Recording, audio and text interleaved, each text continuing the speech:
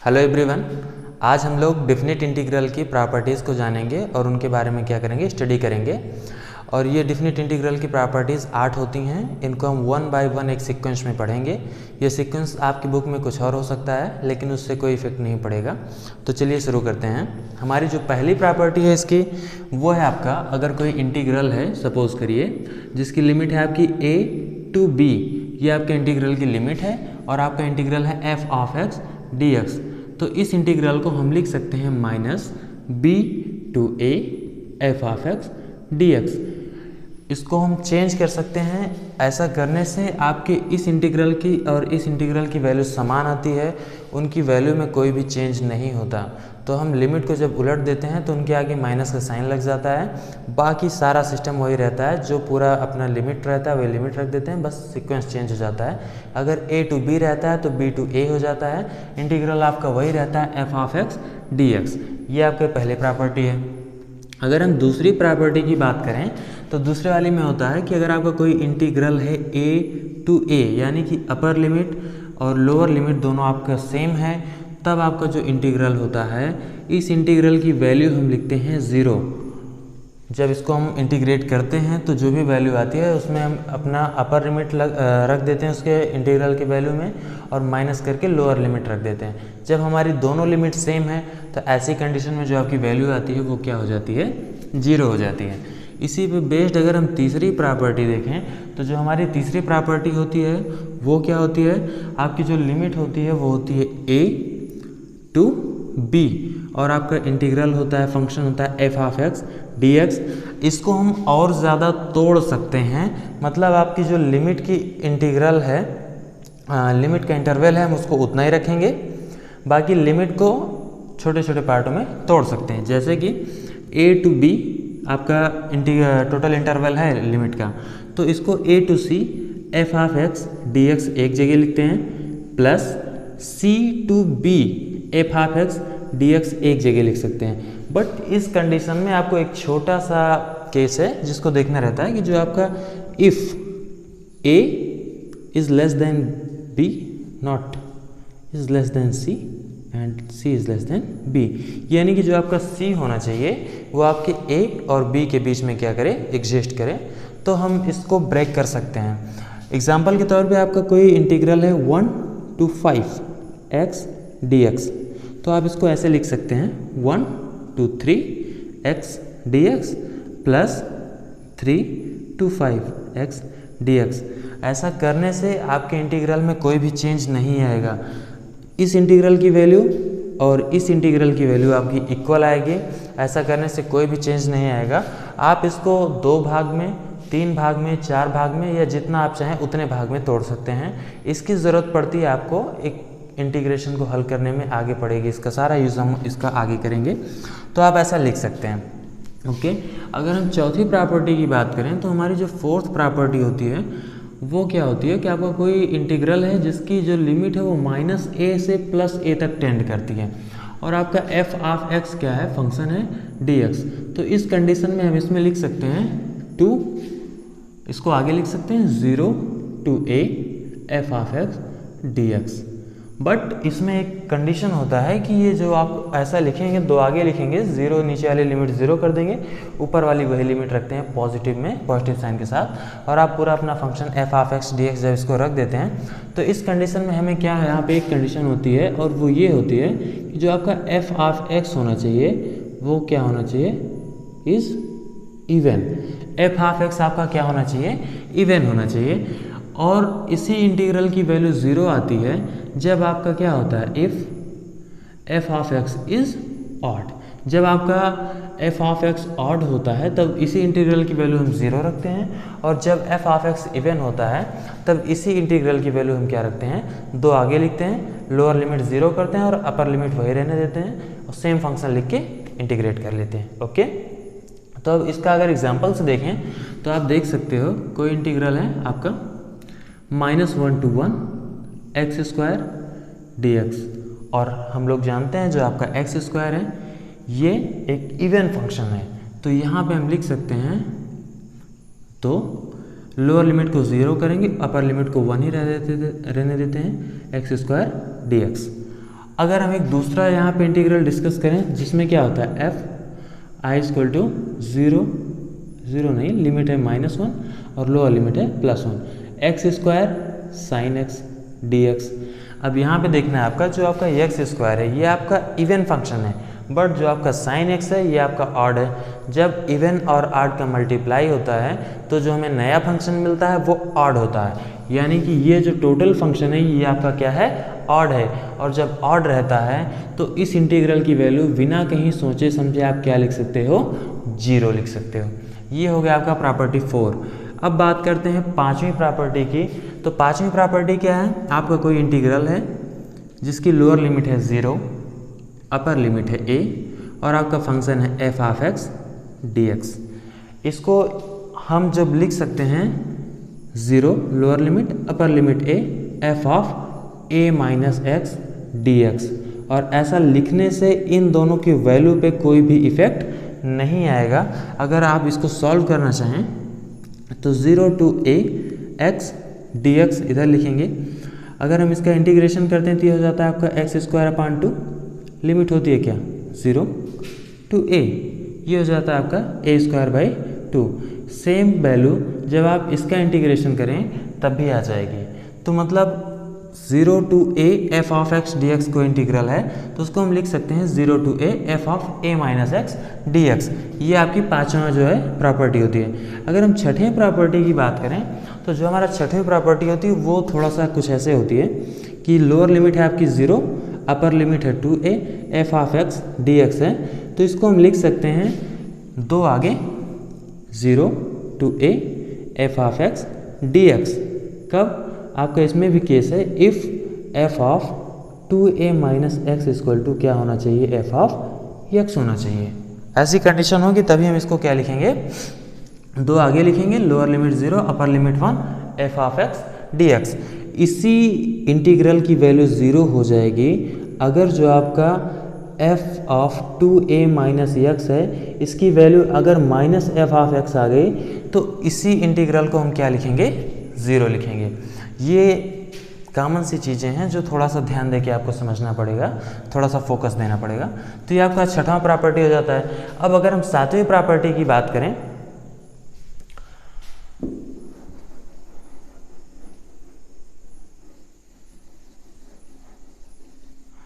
तब हम देखते हैं कि जो आपकी सातवीं प्रॉपर्टी है वो ये है कि अगर आपकी कोई लिमिट है, मतलब इंटीग्रल है और इंटीग्रल की लिमिट है a टू b और आपका फंक्शन है f of x d x.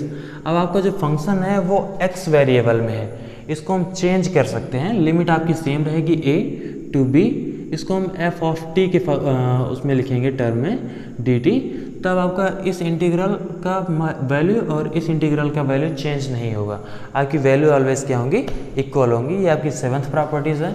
और अगर 8th प्रॉपर्टीज़ की बात करें, प्रॉपर्टी नंबर 8, लोअर लिमिट आपकी a है अपर लिमिट b है और आपका फंक्शन है f of x d x. तो इसको लिख सकते हैं lower limit a upper limit b f of function of a plus b minus x d x. ये आपका जो 8वां प्रॉपर्टी है ये 5वीं प्रॉपर्टी से काफ़ी मिलती जुलती है, यहाँ पे दिख रहा होगा। अगर यहाँ पे हम किसी भी कंडीशन में a इक्वल टू 0 रख दें, a इक्वल टू 0 रखेंगे तो हो जाएगा 0 to b f of x d x, और इधर क्या हो जाएगा 0 to b f of b minus x d x.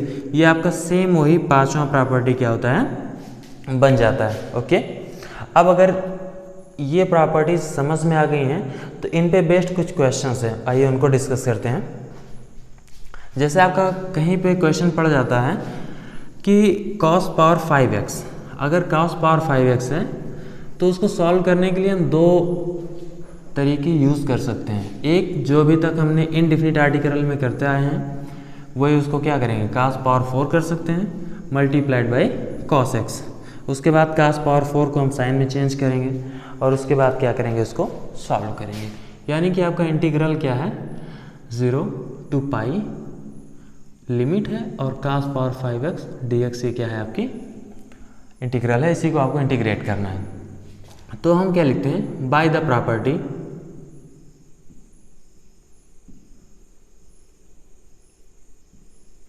Property आपकी एक थी, आपको याद होगा 0 to 2a f of x d x equal to, एक दूसरे कंडीशन थी जिसमें हम लिखते थे, दो आगे कर लेते थे, f of x d x, कब, if f of 2a minus x equal to क्या आता था आपका, एफ ऑफ एक्स। इसी इंटीग्रल की वैल्यू हम 0 लिख देते थे, कब, if f of 2a minus x equal to क्या आ जाता था, माइनस एफ ऑफ एक्स। ये आपकी प्रॉपर्टी थी, एक प्रॉपर्टी नंबर 6 ये लिखी हुई है। ओके, अब इसको आगे देखते हैं। अपने पास क्या है, एफ ऑफ एक्स बराबर कॉस पावर 5x। यहाँ पे हम f of pi minus x कर दें तो ये क्या हो जाएगा, cos pi minus x raised to the power 5, यानी कि कॉस पाई माइनस एक्स की जो वैल्यू होती है वो होती है माइनस कॉस एक्स। ये लिखा हुआ है आपका माइनस कॉस एक्स की पावर 5। अब जो आपकी पावर है ये ऑड है, तो जो वैल्यू आएगी वो होगी माइनस कॉस पावर 5x।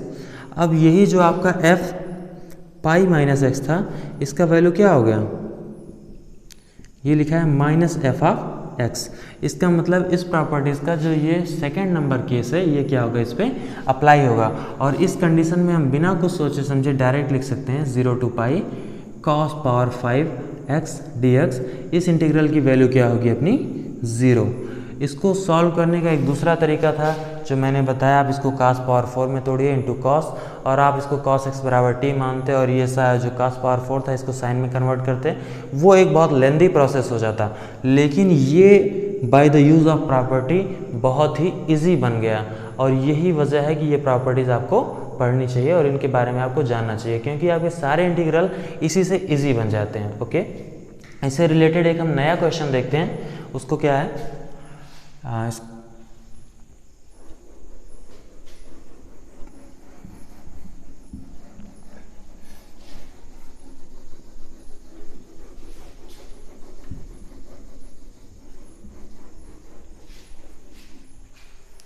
अपने पास एक नया प्रॉब्लम है और वो ये है, आपकी लिमिट है 0 to pi by 2, lower limit है 0, अपर लिमिट है पाई बाई 2। इंटीग्रल है आपका sine x upon sine x plus cos x multiplied by d x. आपने एक प्रॉपर्टी पढ़ी है और उसको आपको ध्यान में भी होगा, जो हमने लिखा था क्या, 0 to a f of x d x. ये क्या होती थी, अपनी लिमिट होती थी, तो इसको हम क्या करते थे, f of a minus x multiplied by d x ऐसा लिख सकते थे ना। ये आपकी फर्स्ट नंबर प्रॉपर्टी नहीं थी, ये आपकी 5 नंबर प्रॉपर्टी थी। ओके, इसको लिख सकते हैं 0 to a f of x, x की जगह हम लिख सकते हैं a minus x d x, ऐसा लिख सकते हैं। यानी कि अपर लिमिट में से जो आपका वेरिएबल है उसको सब्ट्रैक्ट कर सकते हैं। तो यहाँ पे क्या लिखेंगे, 0 टू पाई बाई 2, और ये क्या हो जाएगा, sign pi by 2 minus x upon sign pi by 2 minus x plus cos pi by 2 minus x. ये हो जाएगा आई की वैल्यू थी, ये भी आपका आई ही है, इसको इक्वेशन फर्स्ट मान के यहीं पे ड्रॉप रखिए। और ये आई बराबर क्या लिख सकते हैं इसको, 0 to pi by 2 sine pi by 2 minus x का जो मान होता है वो आपका कॉस एक्स होता है। तो यहाँ पे हम लिखेंगे क्या, कॉस एक्स, और नीचे आपका sign pi by 2 minus x same value cos x. और अगर बात करें cos pi by 2 minus x की, तो इसकी वैल्यू क्या हो जाएगी आपकी sine x multiplied by d x. अब आप इसको इक्वेशन सेकंड मान लीजिए और लिखिए क्या, आगे लिखते हैं यहाँ पे, by adding equation first and second. जब आप फर्स्ट एंड सेकेंड इक्वेशन को जोड़ देते हो तो आपका लेफ्ट साइड में i प्लस आई मिलके 2i बन जाएगा, और राइट साइड में आपका जो बनता है वो होता है 0 to pi by 2 sine x upon sine x plus cos x d x, और दूसरा क्या होता है 0 to pi by 2 cos x upon sine x plus cos x d x. ये दोनों ऐड हो जाएंगे, इनकी लिमिट सेम है और x के रिस्पेक्ट में इनको इंटीग्रेट करना है, तो इनको हम ऐड कर सकते हैं और लिख सकते हैं क्या, 2i equal to 0 to pi by 2, ये हो जाएगा आपका sine x plus cos x upon sine x plus cos x multiplied by d x. Sine x plus cos x, sine x plus cos x से cancel हो जाएगा, आपका बचेगा 2i equal to 0 2π/2 और ये हो जाएगा 1 dx। और as we know that the value of integral 1 is x, 0 to π/2, ये आपकी क्या है, लिमिट है। अब जब लिमिट अप्लाई कर देंगे इस पर, तो ये जो आपको पहले इधर i क्या है, मल्टीप्लाई में, इधर डिवाइड में हो जाएगा। और जब लिमिट अप्लाई करेंगे तो ये π/2 एक बार x के स्थान पे प्लेस किया जाएगा और दूसरी बार क्या रखा जाएगा, 0। तो इसकी जो वैल्यू होगी 1/2 मल्टीप्लाइड बाई π/2 इक्वल टू जो आपका इंटीग्रल का वैल्यू आ गया वो क्या आ गया, π/4। ये इनडेफिनिट इंटीग्रल में जिस तरह से हम सॉल्व करते थे उसके कंपैरिजन में थोड़ा सा इजी है। और इसके बाद काफ़ी सारे क्वेश्चंस हैं जिनको ये बहुत ज़्यादा इजी कर देता है और ये इनकी खासियत है प्रॉपर्टीज़ की। ओके, तो ये क्वेश्चन था आपका। अब एक क्वेश्चन हम और देखते हैं। ओके, वो ये है आपका कि मॉडुलस जो आपकी लिमिट है i = -3 से +3 तक टेंड करती है और यहाँ पे है आपका मॉडुलस ऑफ x dx। ऐसे अगर कोई इंटीग्रल है और उसको आपको इंटीग्रेट करना है तो वहाँ पे आप क्या कर सकते हो, एक बाय द प्रॉपर्टी पहले लिखोगे,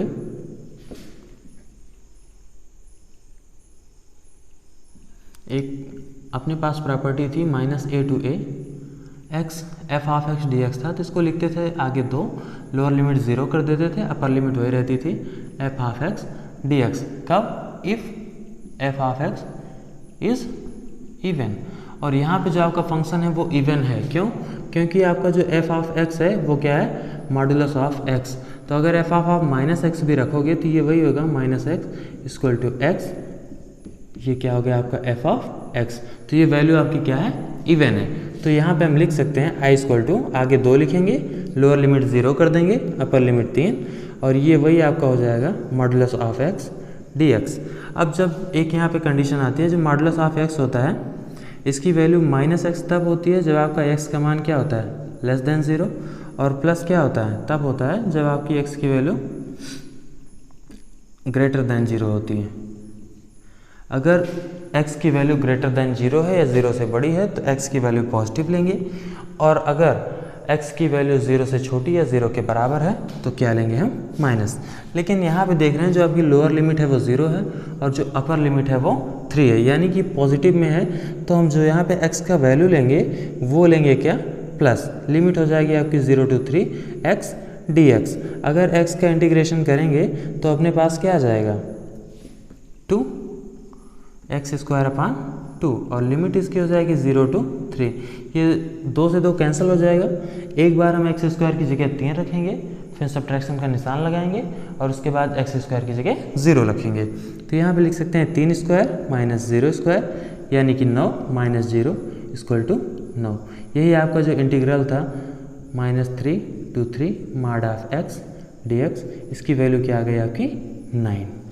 ये भी हमने किसकी हेल्प से सॉल्व किया है, प्रॉपर्टीज़ की हेल्प से। तो ये सारे क्वेश्चंस हैं जिनके आप सॉल्व कर सकते हैं प्रॉपर्टीज़ की हेल्प से, और ये काफ़ी बेनिफिशियल है आपके लिए। प्रॉपर्टीज़ आगे चल के आपको काफ़ी सारे ऐसे प्रॉब्लम्स होंगे जिनको सॉल्व करने में बहुत हेल्प करेगा। तो आई होप ये आपके समझ में आया होगा, इसको आप रिवाइज़ करिए। Best of luck.